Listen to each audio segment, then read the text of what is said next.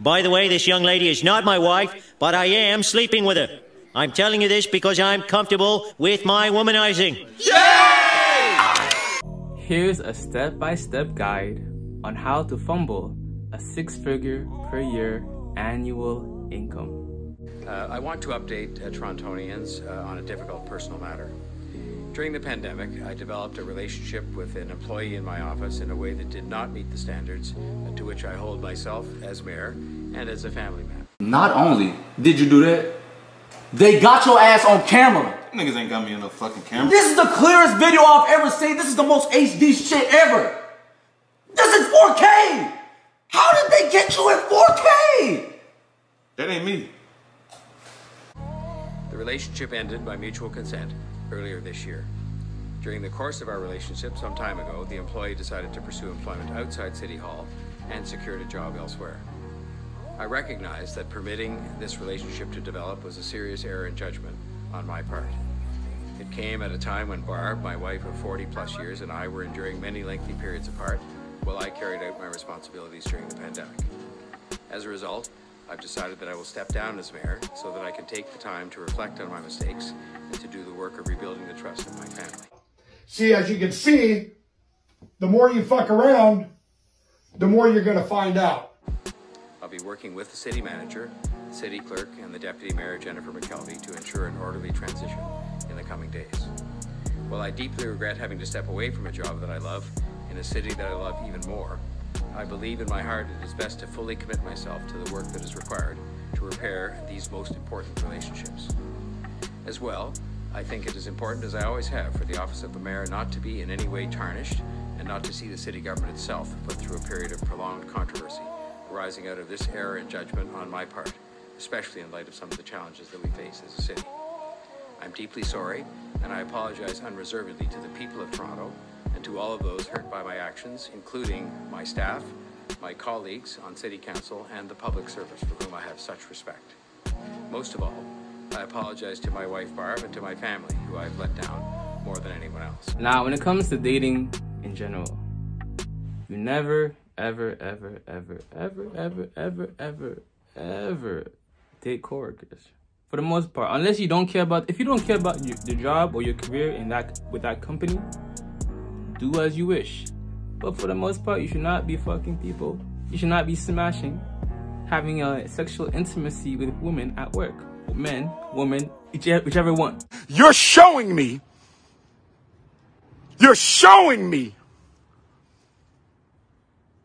how unserious you are. Now, it's one thing for y'all to be at the same level of authority in the company, but when there's a power hierarchy with the person you're sleeping with, that creates a whole other host of issues. That power dynamic could lead to workplace abuse, and you basically using the sexuality to get what you want and have that person maybe undeservedly get higher in the company. And it's a host of other business malpractice and workplace malpractice. And I feel like it's mostly because a lot of y'all are just lazy daters. You don't want to put in the work to, you know, go to the grocery store on your way to the grocery. Like, you pass by beautiful, attractive women all the time. All the time. As a man, you pass by on the train station, bus stop, grocery store, the mall, going to the gym, coming from the gym, going to the pharmacy, coming from the pharmacy. You pass by a beautiful woman all the time, and you choose work to be your primary way by which you date. So many relationships start off because y'all work together. Lazy daters. Lazy. Shombo. Lazy mother effing daters. It's tough for me to say some of this I sound like a hater, but I don't care. When's the last time you checked Eventbrite? You know, the app on your phone? About to find out the events that are going on in your city. You know, poetry night, coloring book night, you know, art show night, EDM night, techno night, Afro beats night, a local talent performing in your city. Just get out your house. As a woman too, get out of your house. Your dream man, or man you are sexually compatible with, or compatible with in all aspects, right, is not gonna walk to your front door and say, hey, you wanna go on a date with me? You know what I'm saying? And you can't stay at home and expect women to just choose up on you. even if you use dating apps heavy, online dating, for me personally, my favorite dating app is Instagram. You know, I made a video about this, but check that out later. But some of the most beautiful, attractive women I've ever met in my life were either did not have an Instagram, were so low-key you would know where you would find them, their profile was private, and just is less competition to holler at a girl in person, right, in her everyday life, than it is on IG or on a dating app, or waiting for the Tinder or Hinge or Bumble algorithm to put your face in front of that woman. Get out of your house, go to the mall, grocery store, the park, Eventbrite. Check out what's going on in your city.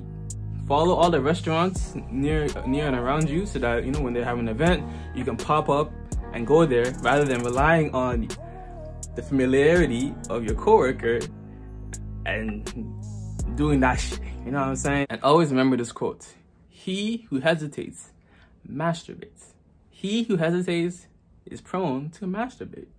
That is the name of the game. Just stop hesitating.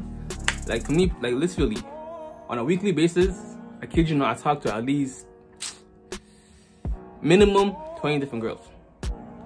Whether it is grocery store, like I mentioned, grocery store, the mall, on my way from or to university campus, on my way to martial arts, you know, I'm a yellow belt, at a restaurant, wherever I go. Like, on average, I talk to at least 20 different girls, and that leads me to have, on average, maybe 1 or 2 dates per week. You know what I'm saying? So get out of your house, stop slacking, stop being a lazy dater, men and women. Go to events, dress nice, put on your cologne, get regular haircuts. Every 10 days, I get a haircut every 10 days. You know, get some monochromatic outfits together. And literally, if you have no fashion sense, just look at the stores like Simon, Zara, Frank & Oak, or any store that you go to. Look at how they style the mannequin, and literally just buy what's on the mannequin and make that a part of your wardrobe, and you're good to go.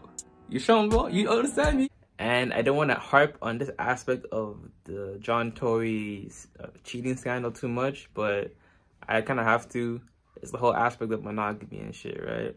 I feel like a lot of people are not honest with themselves in what they think they actually want, and they don't know what they're really getting themselves into, right? Like, you say, like, for me, I'm not monogamous, and I'm not trying to make any other person non-monogamous or be in an open relationship. But I never want to have one person have the pressure of being my entire dating life, right? Like, oftentimes when girls are with me, like, they feel like free. Like, there's no pressure to have sex because, like, I'm smashing other girls, right? So it's like, if I don't see you for a week or 2 weeks, it's chill. I'm seeing somebody else, right? But imagine you agree to this person being your entire sex life, and periodically they don't feel in the mood. Now you feel like you're pressuring them to do shit. You know what I'm saying?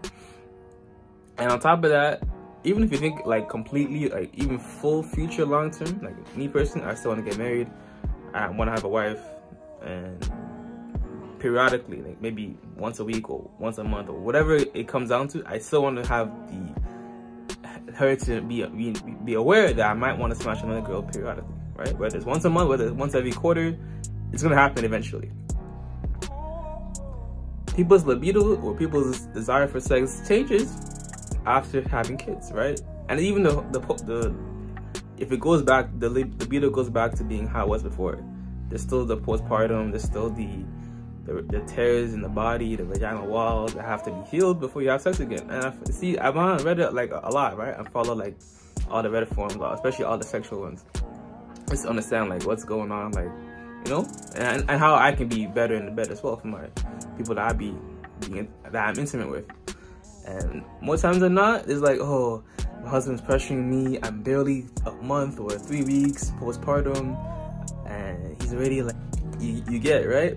So it's like, and even just recently, I seen maybe it's a rumor or whatever, but Machine Gun Kelly and Megan Fox broke up because apparently he cheated on her and shit like that. So you do you, but be honest with yourself on what you actually want to do. Can you actually commit to this person for the next 40, 50 plus years and not indulge? I'd rather my kids know that my father was not a cheater. that my dad did not break mom's heart, you know. So I'd rather them know that dad lives he lived an ethical stance, right? It's ethical to let them know that I want to do this, but to like cheat behind the back, never the wave. But as always, if it doesn't feed you, don't water it, and too much of any good thing is good for nothing. How are you look doing today? Say with me. I am doing more, saying less, and keeping that same energy. No cap. Flip the script. I'm out. Deuces. Bow. I want you closer. Every day me I be calling, babe. Wanna tell you that I'm sorry, babe. Make you come and make you go today. I still love you and you know it, babe. Every day me I be calling, babe. Wanna tell you that I'm sorry, babe. Make you come and make you go today. I still love you, babe. One lie, baby, our love is a sweet game.